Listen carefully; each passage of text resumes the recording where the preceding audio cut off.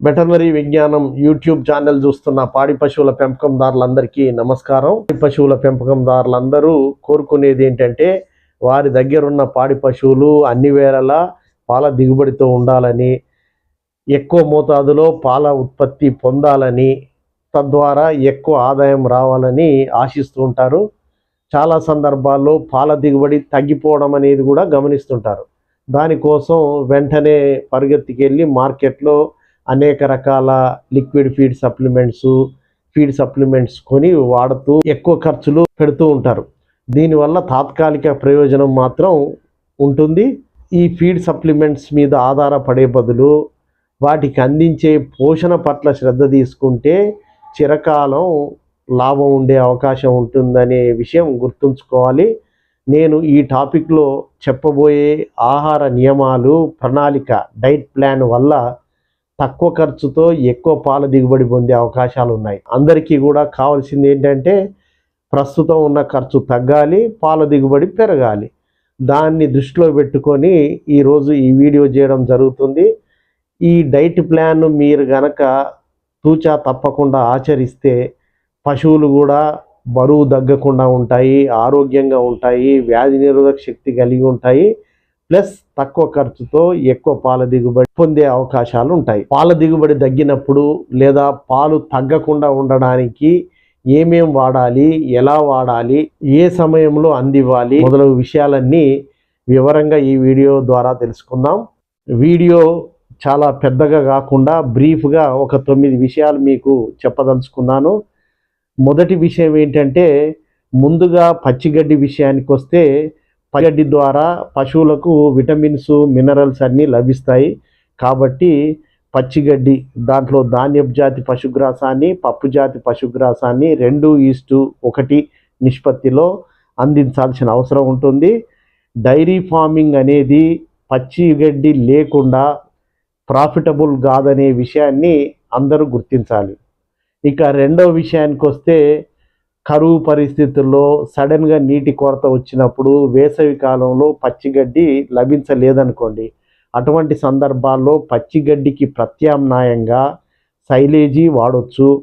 Azolla, hydroponics లాంటి పశుగ్రాసాలు కూడా వాడాల్సిన అవసరం ఉంటుంది. ఇక ఎండుమేత విషయానికి వస్తే పశువులకు ఎండుమేత అందించడం చాలా ఇంపార్టెంట్. వరిగడ్డి కానీ, చొప్ప కానీ, కుట్టి కానీ అందించడం వల్ల పశువులకు పీచు పదార్థం అందుతుంది. పీచు పదార్థం అందినప్పుడు ఆటోమేటిక్గా రుమెన్ ఆరోగ్యం బాగుంటుంది, నెమరు బాగుంటుంది, మేత వినియోగం బాగుంటుంది, పాల దిగుబడి కూడా బాగుంటుంది. నాలుగవ విషయానికి వస్తే పచ్చిగడ్డి, ఎండుగడ్డి మాటకు వస్తే పచ్చిగడ్డి పుష్కలంగా లభ్యమవుతుంది అనుకోండి, అప్పుడు పచ్చిగడ్డిని 2 భాగాలు, ఎండు మేత 1 భాగం అందించండి.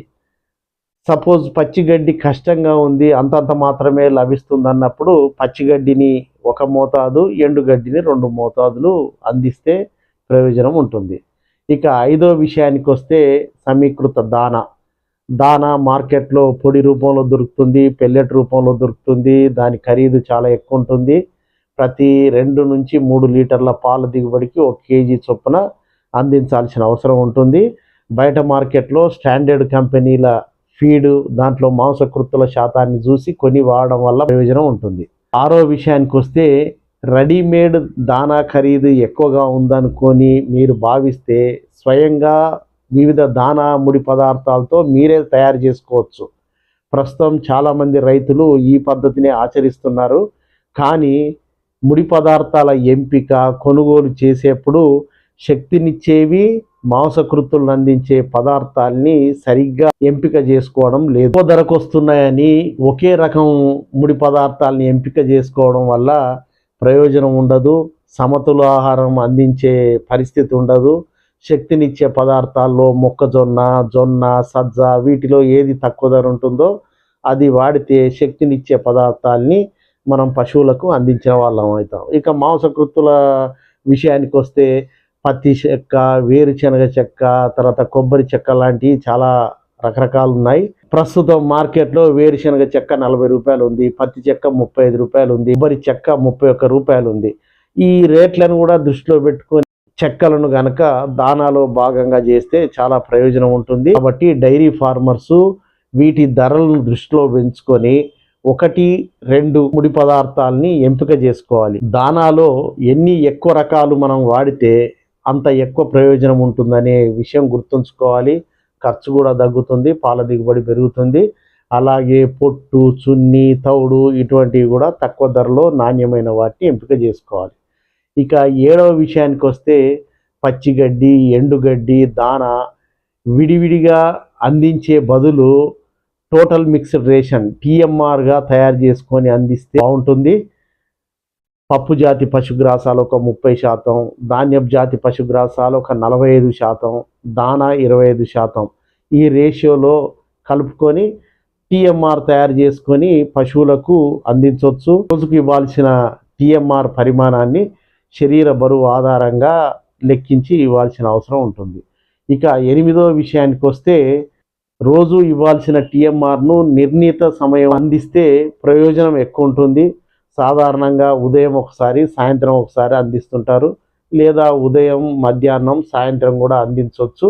ఆ టైంలో తాగునీళ్ళు అందుబాటులో ఉంచడం చాలా అవసరం. ఇక 9వ విషయానికి వస్తే TMR ఇవ్వడం లేదు, తయారు చేయడం చాలా కష్టంగా ఉంది, విడివిడిగా పచ్చిగడ్డి, ఎండుగడ్డి, దానా అందిస్తాము అని మీరు అనుకుంటున్నారనుకోండి. అటువంటప్పుడు దానా, ఎండుగడ్డి, పచ్చిగడ్డిని ఏ విధంగా అందించాలి? ఉదయము ఫస్ట్ పచ్చిగడ్డి ఇవ్వాలి. పచ్చిగడ్డి ఇవ్వడం వల్ల మరేస్తాయి, లాలాజలం ఎక్కువ ఉత్పత్తి అవుతుంది, రుమెన ఆరోగ్యంగా ఉంటుంది. ఎండుగడ్డి, దానాను మధ్యాహ్నం ఇవ్వాలి. లేదా పచ్చిగడ్డి, దానాను ఉదయం ఇవ్వాలి, మధ్యాహ్నం ఎండుగడ్డి ఇవ్వాలి, సాయంత్రం మళ్ళీ పచ్చిగడ్డి, దానాన్ని ఇవ్వాలి. మనం రోజువారీ ఇచ్చే దానాను 2 భాగాలు చేసి ఉదయం, సాయంత్రం ఇవ్వాలి. అదేవిధంగా పచ్చిగడ్డిని, ఎండుగడ్డి, దానాను కూడా మనం ఇచ్చే పద్ధతిని బట్టి 2 లేదా 3 భాగాలు చేసి అందించడం వల్ల ప్రయోజనం ఉంటుంది.